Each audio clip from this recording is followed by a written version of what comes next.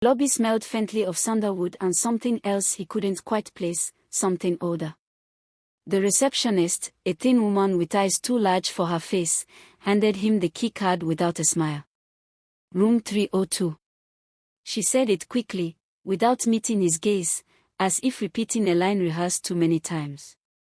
Ikenna took the elevator, his chest full of anticipation, unaware that the floor he ascended to had not hosted a checkout in nearly a decade. And behind the mirror in his room, something had already begun to stir. The hallway was strangely silent as the elevator doors hissed open. Ikenna stepped out slowly, dragging his travel bag behind him. The floor was carpeted in dark red, the kind that muffled footsteps so completely it almost felt like walking through fog. The walls were lined with ornate sconces shaped like cold serpents, their glass eyes glinting faintly in the low amber light. He glanced around, no cameras, no staff. Just a long corridor of identical doors, all shut tightly, all numbered in dull brass. Room 302 was at the far end, tucked into the right-hand corner where the hallway narrowed. The moment he slid the keycard in and turned the knob, he felt a shift in the air, like the room had been holding its breath. The door creaked open, revealing a suite far larger than he expected. A plush king-sized bed dominated the space, dressed in silver and charcoal linens. Heavy curtains hung like theater drapes over a window that seemed far too narrow for the wall it stood on. But what caught his eye immediately was the mirror. Stood from floor to ceiling, perfectly polished, embedded into the wall directly opposite the bed. There was something unsettling about its placement, like it wasn't meant for vanity or decor. More like observation. Ikenna shrugged the feeling off, chuckling at his own overactive mind. But as he tossed his bag aside and settled onto the bed, he could have sworn, for the briefest of moments, that his reflection moved a second too late. The first night began peacefully enough. Ikenna ordered a bottle of red wine, poured himself a glass, and sank into the armchair by the mirror. He watched television with the volume low, letting the cool quiet of the room wash over him. Outside, rain began to fall in rhythmic taps against the window, and he wrapped himself in the soft robe provided by the hotel. Everything felt luxurious, gentle, perfect. But then he noticed the silence. It wasn't the absence of sound, it was the flattening of it. Every noise he made, his footsteps, the swish of the robe, even his breathing, seemed to vanish too quickly, like the room was swallowing the sound. Curious, he walked across the room and clapped his hands once. The echo was shallow, too shallow. He tried again, this time near the mirror. Still hollow. He pressed his ear to the wall beside it. Was that movement? A shuffle, a thump? No, it was gone. He pulled back, heart suddenly thudding, and shook his head. Maybe the wine was stronger than he thought. Still, a seed had been planted. He glanced at the mirror again. It looked back at him as it should, but something felt off. He walked away, but not before noticing, very faintly, something behind his reflection. A darker shade. A ripple, like heat rising off pavement. And then, just as quickly, it disappeared. Ikenna slept uneasily that night. Though the bed was soft and the sheet warm, a subtle tension had wrapped itself around the room, tightening with every hour. He dreamed of long hallways filled with mirrors that showed him walking in, but never walking out. At some point, he woke in a cold sweat. The air conditioning unit had gone silent. The room was too still. He rose and padded toward the mini fridge to grab a bottle of water. As he passed the mirror, he froze. There, on the glass, without any logical source, was frost. A soft bloom of it, right in the center, as though someone had breathed heavily against the other side. But he hadn't even touched the thermostat. He stepped closer, inspecting it. His own breath didn't fog the surface, yet the frost remained. And then it appeared. A shape. No, a face. For no more than 2 seconds, he saw it pressed against the other side of the glass, sunken cheeks, black eyes, a mouth sewn shut with threads of shadow. It vanished as quickly as it had come, leaving only the faintest impression behind. Ikenna stumbled back, heart hammering, stumbling over the edge of the armchair. He scrambled to his feet, staring at the mirror. But now it was empty. Perfectly clean. Perfectly innocent. By morning, the frost had vanished, and daylight painted the room in gold. Ikenna was exhausted, his eyes bloodshot and mind teetering between logic and fear. He told himself he'd imagined it, a bad dream, alcohol-induced hallucination, anything but the truth. But when he decided to investigate the mirror more closely, something changed. He crouched at its base, running his fingers along the frame. Odd. There was no separation between the mirror and the wall, and yet, when he pressed harder on the right edge, a soft click echoed beneath his hand. The entire mirror creaked slightly, shifting inward. He stood up quickly, then pushed with both hands. The mirror opened like a hidden door, swinging inward into darkness. A narrow stone passage revealed itself, dusty, tight, and stretching deeper than it should have been possible within a hotel wall. Cold air rushed out like breath from a crypt. The scent was unmistakable, mildew, rot, and something metallic. Blood. Ikenna recoiled. The passage was lined with tiny handprints, some smudged, some clawed, all going in one direction, deeper. He slammed the mirror shut, heart pounding like a war drum. Behind him, the curtains fluttered, though the windows remained closed. Unable to stay in the room a moment longer, Ikenna rushed out. He needed answers. Or at least people. The front desk. The receptionist. Anyone. The hallway was the same as before, quiet, carpeted in red. But this time, there was someone at the end of it. A man. Tall, thin, dressed in a black hotel uniform without a name tag. He stood motionless, arms at his sides, face half-shadowed by a flickering light. Ikenna approached him cautiously. "Excuse me," he began, voice shaky. "There's something wrong with my room. Something in the wall." The man didn't respond. Didn't blink. Didn't breathe. Ikenna stepped closer. The hallway light buzzed, casting strange shadows.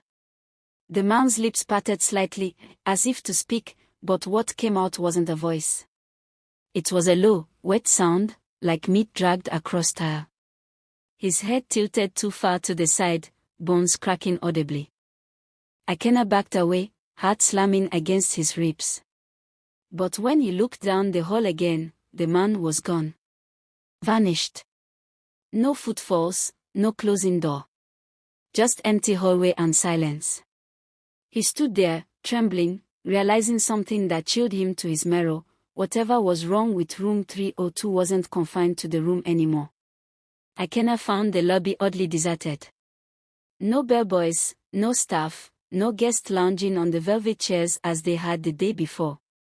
The only sign of life was the same receptionist from check-in, seated at her high desk, back ramrod straight, eyes fixed on the screen in front of her.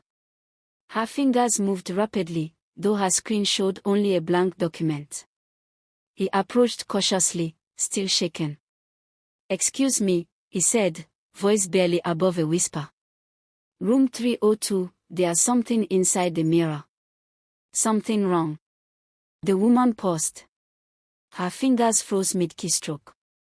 She didn't look up. For a long moment, silence hung heavy between them. Then she finally whispered, "You weren't supposed to find the latch." Her voice trembled as if forced through clenched teeth. When Ikenna leaned in, she lifted her eyes at last, wide, hollow, and glistening with tears. "Leave tonight," she said sharply, in a rush. "Before the second night ends. Don't sleep again in that room. Don't look in the mirror. And don't speak to the man in black." Before he could press her further, the front doors opened with a hiss. Another guest entered, and the receptionist snapped back to her routine, smiling as though nothing had happened. The warning hung in the air like a lingering ghost.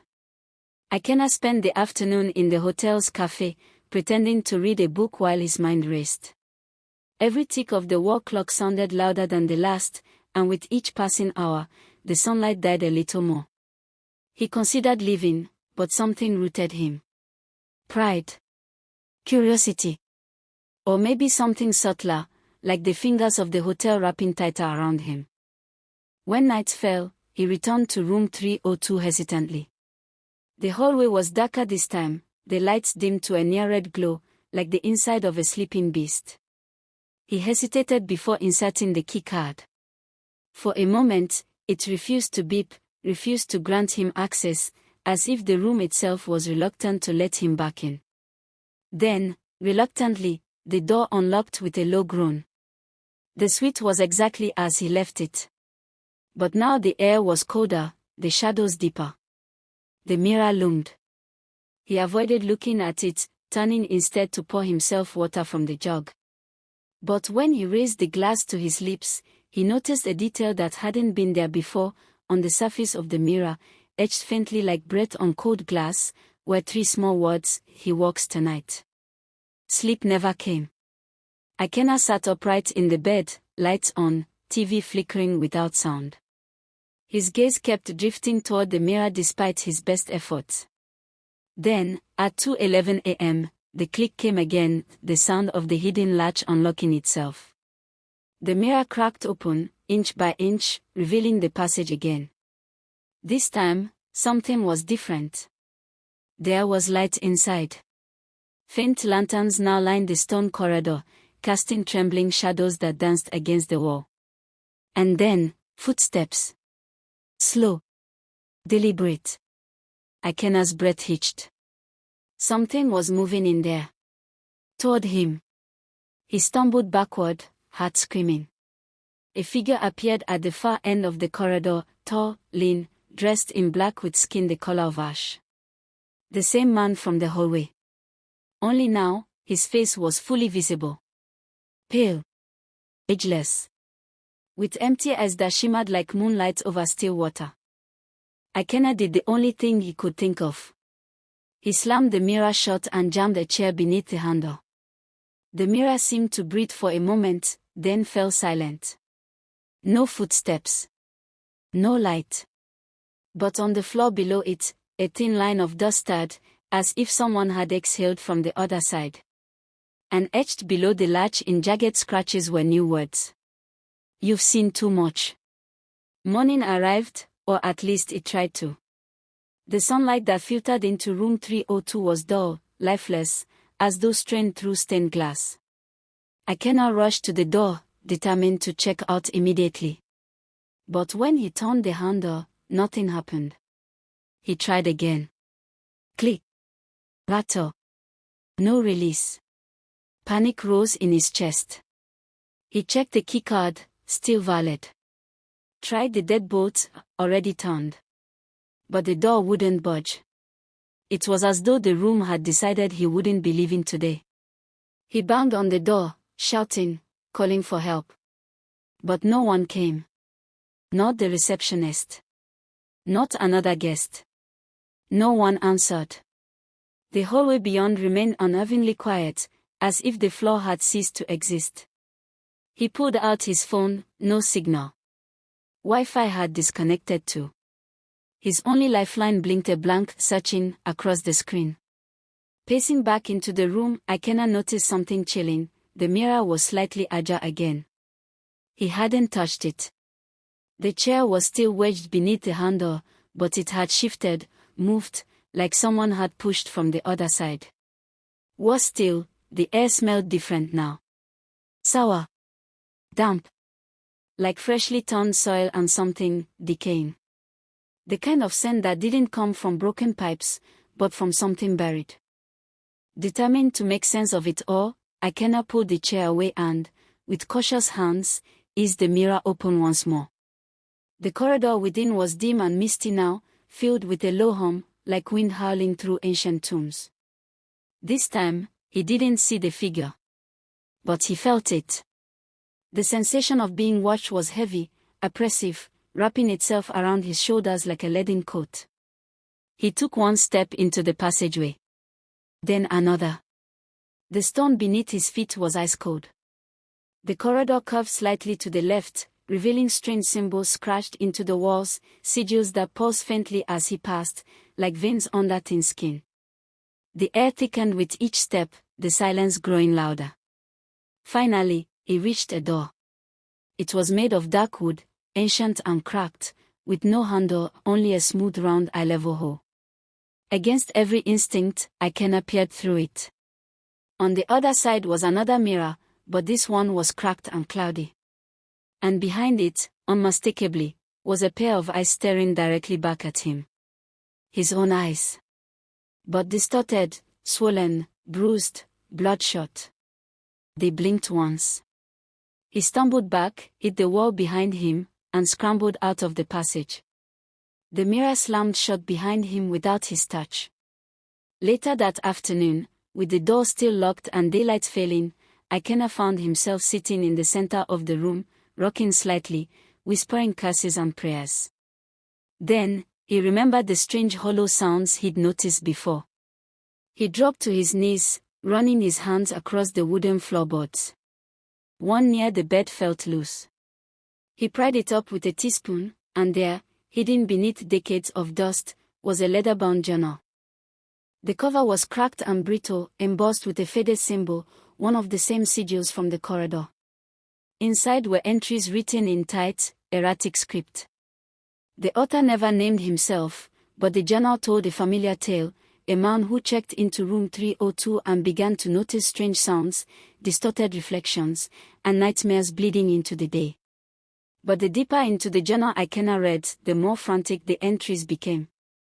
The final pages were scrawled in near-illegible ink. He lives behind the glass. He wears the faces of those who sleep too long. Don't let him through. He needs your body. He needs your name. Below that, a final chilling line, barely scratched into the page. If you're reading this, it's already too late. The journal sat in Ikenna's lap like a cursed relic. Every word he'd read throbbed in his mind, louder than the silence in the room. He stood up shakily, still unable to process the final line. He turned toward the bathroom, needing to wash his face, to feel something normal. The lights above the mirror flickered as he entered. He bent over the sink, splashing cold water onto his face, forcing himself to breathe. But when he looked up, his reflection wasn't doing the same. He froze. In the mirror, his reflection was standing still, dry-faced, staring directly at him. Motionless. Expressionless. Ikenna stepped back. The reflection didn't. Then it moved, slowly. The mouth curled into a smile, but not his. Wider. Too wide. And then, one by one, the teeth began to blacken, rot, fall away. He screamed, stumbled out of the bathroom, and slammed the door shut. On the other side, the sound of laughing echoed from within the mirror, distorted like an old VHS tape left in the sun. His mind racing, Ikenna tried again to call for help. His phone, dead. The room phone. Cut.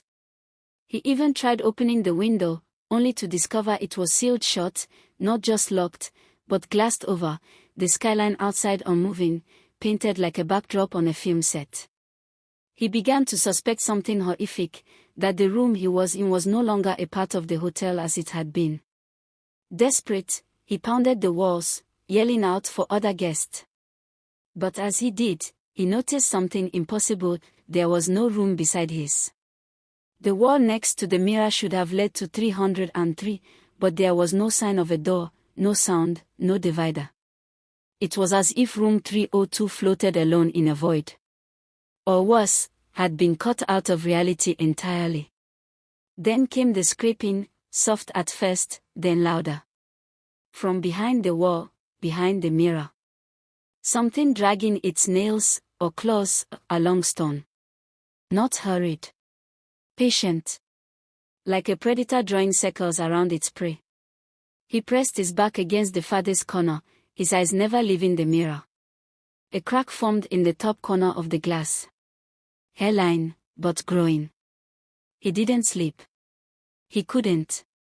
The crack in the mirror had deepened through the night, spreading like frost on winter glass. The air felt thicker now, almost syrupy. Even breathing took effort. The lights buzzed faintly overhead, flickering in uneven rhythm. He sat in the armchair with the journal on his lap, skimming back over the entries again, looking for anything he missed. And that's when he found it, something strange written in red ink in the margins. He cannot pass unless he knows your name. Ikenna swallowed hard. He remembered his check-in. The receptionist had never asked for his ID, never said his name aloud. Could it be that the entity, the thing behind the mirror, didn't yet know who he was? He'd heard the whispers every night, murmuring just beneath audibility, soft as feathers, cold as fog. But last night, the whispering had stopped trying to frighten. Last night, it had begun to ask. He heard it again now, slithering from the crack, "Tell me your name." The voice was impossibly gentle, like that of a grieving lover. "Say it, and rest." He clutched the journal tighter, throat dry as bone. He would not answer. Not now. Not ever.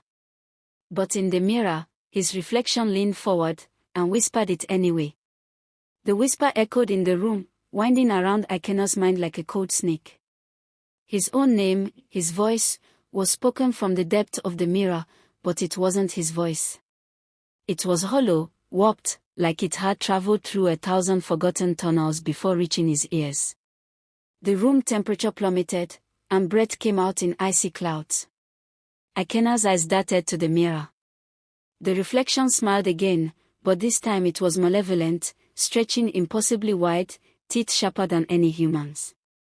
His own hands, visible in the glass, reached out slowly, fingers twisting into unnatural angles. His heart thundered in his chest. He wanted to run, but his legs refused to move. The voice whispered once more, "Say it. Say your name, and join me." The glass began to ripple like a dark pond disturbed by a storm. Shadows seeped from the edges, crawling toward the floor. It was an invitation. Or a trap. Ikenna forced himself to look away, backing into the corner, praying the dawn would break the nightmare. But outside, the world remained silent and still, as if time had paused for the darkness to claim him. Ikenna closed his eyes, fighting the urge to scream. When he opened them again, the room had changed. The walls seemed to pulse, breathing in and out like a living thing. The ceiling stretched higher, melting away into an abyss. The floorboards creaked under invisible weight. The journal slipped from his trembling hands and fell open to the last page, which now glowed faintly with a sinister red light.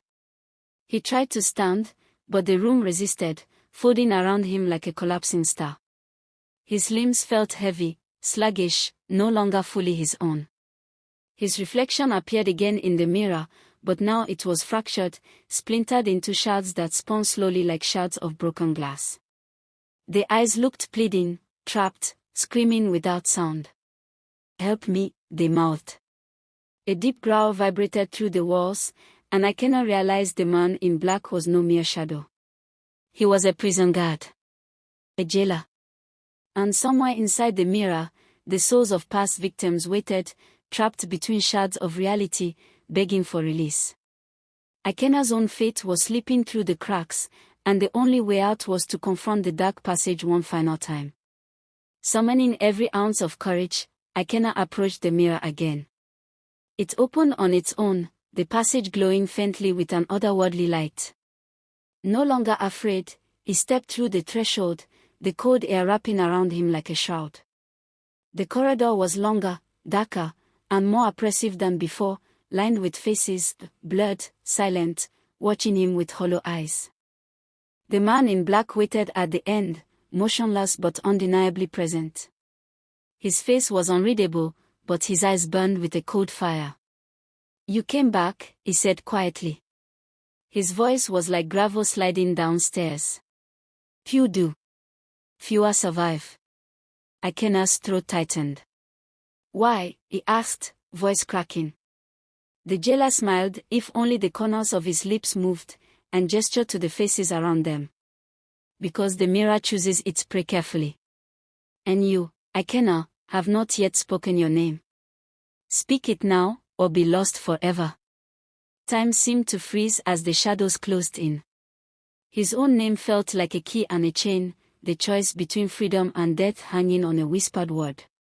Ikenna's breath caught in his throat, the silence stretching unbearably long. The faces lining the corridor seemed to lean closer, their hollow eyes pleading, warning, or perhaps cursing. He felt the weight of their trapped souls pressing against him like a physical force. The man in black watched intently, waiting for the inevitable surrender. His own name echoed in his mind, a lifeline tethered to the world outside and a sentence he feared to utter. To speak it aloud meant surrender, handing over his very essence to the entity behind the mirror. But to remain silent was to vanish, swallowed by the endless dark. A cold sweat coated his skin as he battled the terror tightening his chest. Then, in a voice barely above a whisper, Ikenna forced the sound out, Ikenna. The corridor shuddered violently, as if the very fabric of the mirror's wall trembled. The faces around him distorted, some twisting in agony, others dissolving into dust. The man in black's eyes flickered with a strange satisfaction, yet a new, darker shadow seemed to rise behind him, an even greater threat waiting to consume the newly named. Before Ikenna could react, the dark presence behind the jailer moved forward. It was massive, an amorphous shadow with eyes that burned like embers and a mouth filled with countless sharp teeth. Its form shifted constantly, sometimes appearing as a monstrous beast, other times as a swirling mass of smoke and despair. You have spoken your name, it hissed, voice dripping with malice. Now you belong to me. Ikenna's heart pounded as the shadow lunged toward him.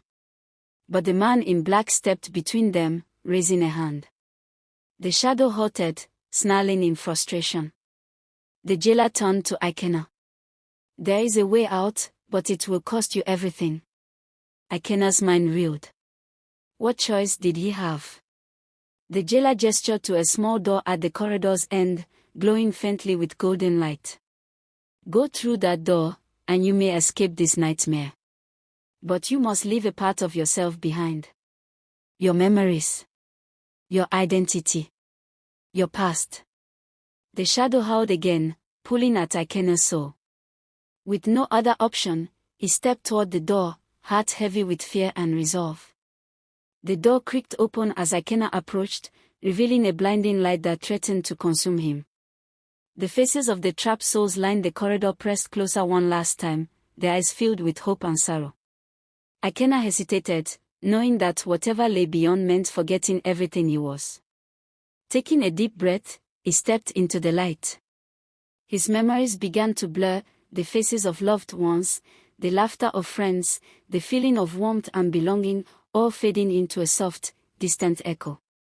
The light wrapped around him like a cocoon, both comforting and suffocating. When the light faded, Ikenna found himself back in the hotel lobby. The receptionist smiled at him, her eyes knowing but kind. He had escaped, but at what cost? As he looked down, he realized his journal was gone, and with it, every trace of the nightmare he had lived. But deep inside, a cold emptiness gnawed at him, a shadow of a name forgotten. Ikenna blinked against the harsh fluorescent lights of the hotel lobby, his mind a hollow shell. The faces of the guests moved around him in a blur, laughter and conversation washing over him like a distant storm. He stood frozen, clutching the armrest of his chair, trying to grasp something, anything, that would remind him who he was. But the harder he tried, the more the memory slipped away. His own name was like a whisper just beyond reach, a shadow teasing him from the edges of his mind. The receptionist approached, her smile warm but sad. "Welcome back," she said softly. "You made it through." Ikenna's throat tightened, the truth dawning cold and cruel. He had survived, but at the cost of himself. The hotel's atmosphere seemed normal, too normal, as if the darkness had never existed. Yet beneath that surface, an invisible weight pressed down on him, a quiet warning that the nightmare might not be over. He felt the eyes of the lobby patrons, their gazes lingering just a little too long, filled with secrets he no longer remembered. Days passed, but Ikenna's reality felt fractured, like a broken mirror reflecting a face he no longer recognized. Friends he met seemed unfamiliar, names slipped from his lips with hesitation. Even the hotel, once a symbol of his fleeting freedom, now felt like a cage, a place where shadows lurked just beyond the corner of his vision. One night, he found himself drawn back to the hotel, standing in the lobby once again. The receptionist greeted him with a cryptic smile, handing him a small envelope. Inside was a single note, written in the same erratic handwriting as the journal he no longer possessed: "Remember your name, or lose yourself forever." Panic surged through him as he realized the truth. Though his memories were gone, the entity behind the mirror was still searching, still waiting. The jailer's warning echoed in his mind: forgetting his name was not freedom, but the first step toward becoming the next prisoner in the eternal dark. That night, Ikenna's dreams were invaded once again. The mirror's surface rippled beneath his closed eyelids, beckoning him back to the cold passage. The man in black appeared, his eyes burning with the same cold fire. "You cannot run," he said softly. "The mirror remembers. It waits for you to call your own name." Ikenna awoke with a start, the whispered voice trailing through the room. "Say it, say your name." The words chased him like a ghost, a relentless torment. He knew the mirror's passage was still open, the shadow waiting to reclaim him. But this time, he refused to let the darkness win. With trembling hands, he reached for the only weapon he had left, his will to fight.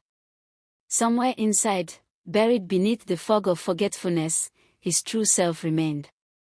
And Ikenna vowed to find it, no matter the cost. Determined to reclaim his stolen identity, Ikenna began retracing every step he could remember from the hotel. Each room he passed seemed to whisper fragments of his past, echoes of laughter, snatches of conversation, fleeting images that vanished before his eyes could fully grasp them. The hotel itself felt alive, its walls pulsating with unseen energy, holding memories trapped between layers of time and darkness. He ventured down to the basement, a place he had avoided before. The air grew thick, heavy with a scent of decay and forgotten secrets. Here, in the shadows beneath the hotel, the whispers grew louder, voices of those lost, caught in the mirror's grasp. Ikenna felt the pull stronger than ever, the unseen hand of the man in black tugging at his soul. A sudden chill swept over him as the door to a hidden chamber creaked open. Inside lay remnants of the past, old photographs, torn letters, and a cracked mirror, pulsating with a sinister glow. Ikenna knew this was the heart of the curse, the place where the man of the night wove his dark magic. The cracked mirror seemed to pulse with life, distorting the room around it. As Ikenna stared, faces began to emerge within its shattered glass, eyes wide with fear, mouths frozen in silent screams. These were the souls trapped by the hotel's dark secret, prisoners of the man in black who fed on their names and identities. A chilling realization dawned on Ikenna: he was not just a victim but part of an endless cycle. The man of the night incarnated in each new guest, consuming their essence and expanding his dominion. To break free, Ikenna had to shatter the mirror from within, destroy the source of the curse. Summoning his courage, he reached toward the glass. It rippled beneath his touch like liquid darkness. The faces screamed silently, clawing at the surface, begging for release. Ikenna tightened his grip, ready to face whatever horrors lay beyond. With a sudden burst of strength, Ikenna slammed his fist into the mirror. The glass cracked violently, sending shards flying like deadly rain. The room trembled, shadows screaming in fury as the dark passage began to collapse. The man in black appeared one last time, his form flickering like a dying flame. Friends noticed his distant gaze, the sudden silence that fell over him at unexpected moments. Ikenna tried to explain, but the words caught in his throat. He realized that while he had escaped the physical prison, the psychological scars remained. The hotel's darkness had left a permanent imprint, one that no light could fully erase. Yet, despite the cost, Ikenna vowed to live fully, to reclaim every moment stolen from him. He carried the lessons of the night with a wary respect, knowing that vigilance was the price of survival, and that some doors, once opened, could never be closed. Months later, Ikenna returned to the hotel one last time, not as a guest, but as a warning. Standing outside its imposing facade, he recorded a video on his phone, the screen capturing his pale face and haunted eyes. His voice was steady but urgent. If you ever find yourself with enough money to lodge somewhere new, watch this first. Behind every door, behind every mirror, there may be something waiting, something darker than you can imagine. I was lucky to escape, but many aren't. The man in black still waits. The mirror still calls. He paused, swallowing hard. Remember your name. Guard it with your life. Because once the mirror knows you, it won't let go. The screen faded to black, leaving behind a warning that echoed in silence, a story to watch before lodging in that hotel room, or any room where shadows linger just out of sight.